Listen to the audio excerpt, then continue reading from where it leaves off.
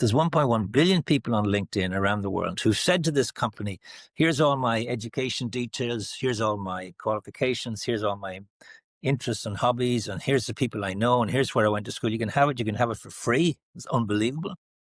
And less than 1% post anything on LinkedIn. So you can see there's an opportunity there to create a bit of an identity.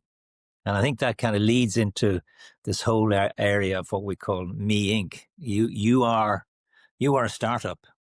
You are a company. You are a CEO, managing director, marketing director, personnel director of a company called Me Inc. And that's the world that we've moved into. The guy called Reid Hoffman, and he founded a company called LinkedIn, I just mentioned. And Reid Hoffman has written a book called The Startup of You.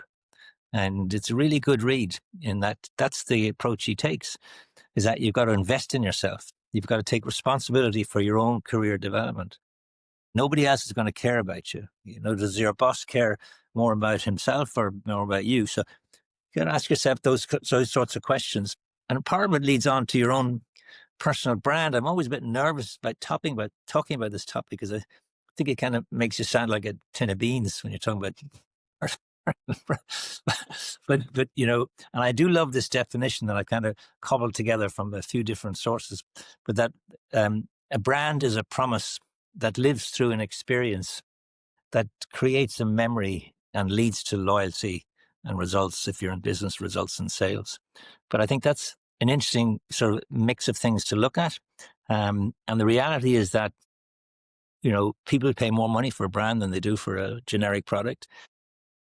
And we all have a personal brand, whether we like it or not. In fact, not having a personal brand is having a personal brand. So I think that, it's worth thinking about that. And your brand is not what you say it is. It's what other people say about you. It's about your reputation. And your reputation is what somebody says about you when you're not in the room. So now you got to think and make some thoughts and decisions about this. Do you want to create what your personal brand is? Or do you want other people to create what it is? And the reality is that every day you're being judged, whether you like it or not. And we live in a world where you're either Googling or being Googled. That's the kind of world we're in. So you do have to find a way to become known, build your reputation. I always say to be known, not famous. You don't have to become a Kardashian.